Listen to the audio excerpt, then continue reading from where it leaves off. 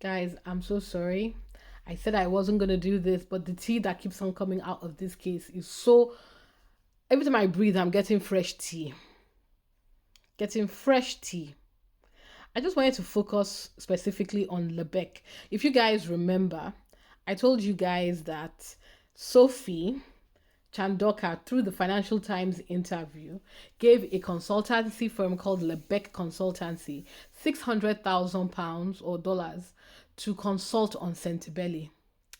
You can see that here. Here's the evidence. The Centibelli's CEO, Alex Inez, partnered with Centibelli for a special event at Zaytinia involved as part of the Jose Andres group of restaurants.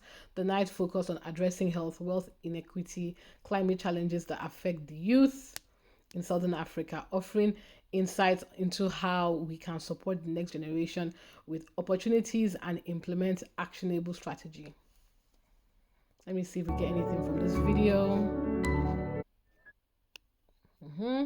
Again in Miami Beach, Centibelli and Lebec host on health, wealth, equity. That's natural. Sorry.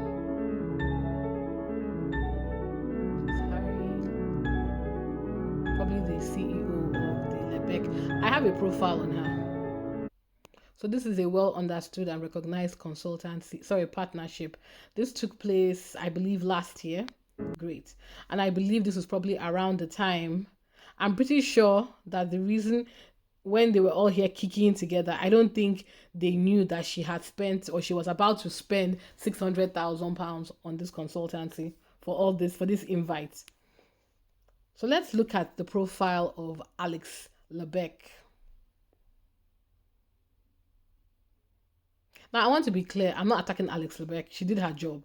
I just want to understand what about it.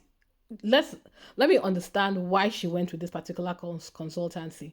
So, for over 2 decades, Alex Lebec has been a driving force in reshaping global finance, okay, to tackle some of the world's most urgent challenges. As the CEO and founder of Lebec, she has committed her career to helping philanthropists, investors, and entrepreneurs implement creative financial strategies that deliver measurable impact. Her work spans critical issues such as gender equity, water sustainability, climate resilience.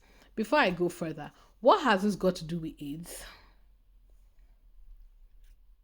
What has this got to do with AIDS, Sophie? Now, for those of you who don't remember, if you recall from Saturday when I was going through the Financial Times article, I mentioned Sophie said that, or let me paraphrase. I think it was Financial Times or Telegraph, I can't remember, but let me paraphrase. She was more or less trying to say that AIDS is no longer a primary concern in this location. Let's look to expand the charity beyond AIDS. Now, I don't work in charities, so people that do should come and let me know. Is it possible? Do charities operate like businesses? You know how in a business you can have one arm for tech, one arm for philanthropy, one arm for environmental stuff. Is that how charities work? And even if and even if it does work that way, does she not need the sign off of the board before she can do that? So why would she give this consultancy £600,000 or dollars to start something without getting their sign off? Let me finish reading. Demonstrating how capital can be a powerful tool for transformative change. Partnering with prominent organizations like Jose Andres Group, Prince Harry's Centibelli, and Matt Damon's Water Org. I'm sorry, but these things are not like the other. And let me be clear. I'm not saying that there's anything, as a business, I can understand them. You know, sometimes when business wants to sell you something, they will give you maybe some freebies, they'll come and advise you, they will investigate and see if your vision aligns with what they can deliver.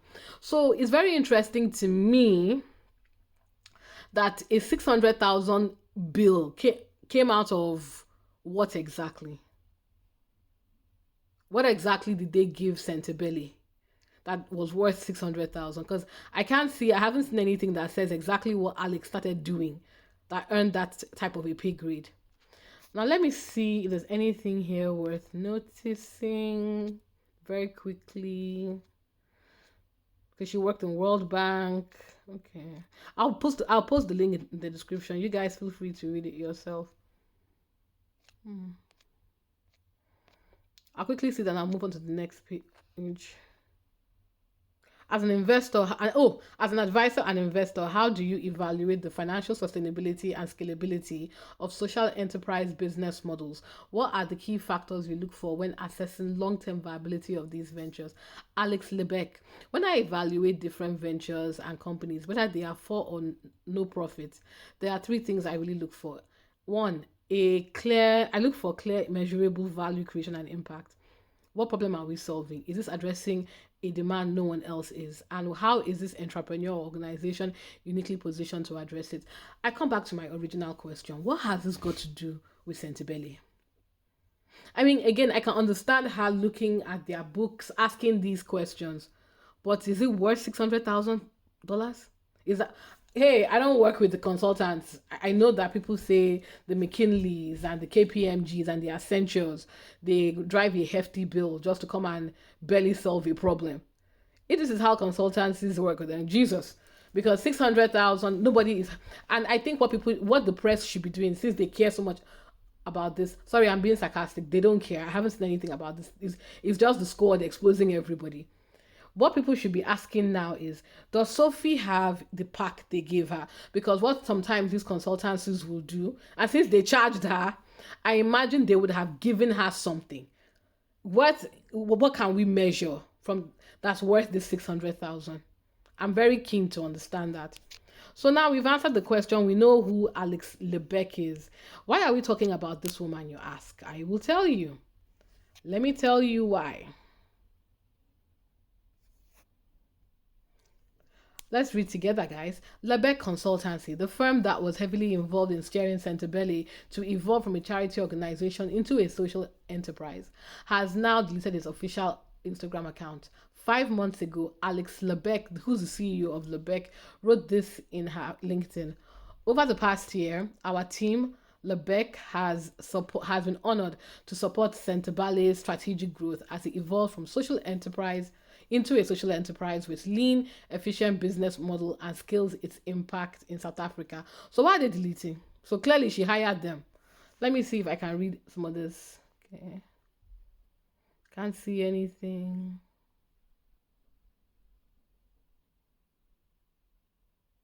So these are excerpts from the Instagram page that she's now deleted. So I'm very curious about this. Very curious about this. I wonder what the nature of this woman's relationship was or is with. I think Jose Andres is quite a popular chef, and Matt Damon. I mean, he's a celebrity actor. So I'm very, very keen to understand why did she delete. Now, let me give her the benefit of the doubt. This is messy. She has high profile clients.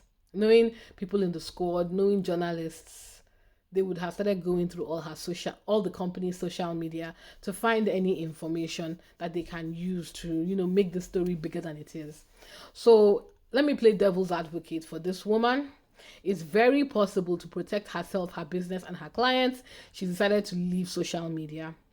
But it is suspect, very suspect. If she's done nothing wrong, she just collected her money that she was duly paid for, and she did what they asked her to do. I don't know why she's hiding her Instagram. What do you guys think? It seems suspect to me. Let's see. Okay. Let's see. The firm was involved in steering.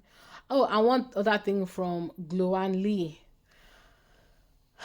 Oh, sorry, from Mrs. Moose Gloan Lee. What is also interesting is that Alex Lebec of Lebec Consultancy follows a certain couple. Okay, okay, again, could be a coincidence. I don't know. She's already working for one member of the royal family. Maybe she's trying to, expand her brand. I don't see anything suspicious about that. But yeah, I just wanted to share this with you. Now, this is what I think. If you ask me my honest opinion, like I said, this is getting messy and messier. Because have you noticed that the press have stopped talking about it? Now, I expect the tabloids to pick it up because, of course, they will. They are losers. This is probably the most news they've had about Harry in a while. They're not waiting because they're patient. They're probably waiting for their news cycle to send it out. It will not surprise me GB News has beaten this to death. It will not surprise me that Matt Wilkinson has already prepped his notes to come and lie. And it will not surprise me at all if everybody sits on this as for their online content, because guys, I think what they're beginning to realize, as long as it's not going into broadcast, ignore GB News. They can say what they like online apparently, because they don't have to sense check themselves the way they probably have to if they were on broadcast. So I think another reason the press has kept quiet is they also can smell that this is not right. This is not going to be a legitimate story to turn into anything against Harry, because the woman herself is looking very shady. So it won't if they start beating around, if they start beating the story the same way they did with the US visa fiasco, and now Gardner humiliated all of them, they'll just look very stupid. Not that they care, but because they push any narrative they want. But like I said, when you're trying to take down someone and you want it to be a real takedown and not barbeled takedown, I think they were hoping they could use this as a way to drive momentum against Harry. So yeah, I don't know. I want to give this man the benefit of the doubt, because I think she came to do her job and she's been dragged into a difficult situation. What I am very interested in, though, is why did Sophie start asking for a salary for an unpaid position? That part I don't understand. What triggered that? Now, if you recall from my earlier video, somebody produced some receipts that she wanted to use the money to pay her brother and that other lady in her, is it Nadine, her startup or company in Delaware. I don't know. I haven't seen any evidence of that. It was just an assumption, an allegation. I'm hoping that we get more concrete evidence over time. But yeah, I just wanted to, because to me it's a big deal that the consultancy that they gave £500,000 dollars to decided to delete their Instagram. That's not a small move. I guess I'm just thinking to myself. I mean, what do you guys think? Let me know your thoughts in the chat. Why would she delete her Instagram? Is it because of trolls? Or is it because she has something to hide? Or maybe Matt Damon and this guy are not really her clients.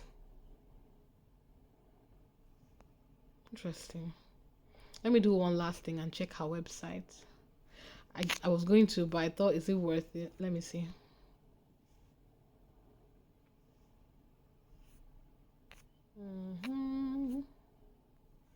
Meet our clients, records, evaluate, business coalition, Olivela, the Global Fund, Beyond Capital Ventures, Water.org, that's Matt Damon's, Urban Growers Collective, Sanko, The Giving Pledge. She supports a lot of philanthropic companies. Stonewedge, Manolife. So I imagine the Clio Institute. I'm looking for Centebelly, guys. Because I don't want to believe that she took almost $500,000 from... Okay, Centebelly is still on her client list. Interesting. But I guess because Sophie refused to step down and the board has not changed, they've not made any executive decisions about the Lebec consultancy fiasco. But I'm very keen to see where this goes over the next few days. But yeah, sorry guys. I just wanted to see what was on the website. I'm not seeing anything here. I'm just curious about why they deleted their Instagram, as I said. Please let me know your thoughts. Let me know what you think. Why do you think they deleted their Instagram? What do you think is going to happen next? Now that Sophie is being found out, what is going to come out from this? Very keen to get your thoughts. Let's see.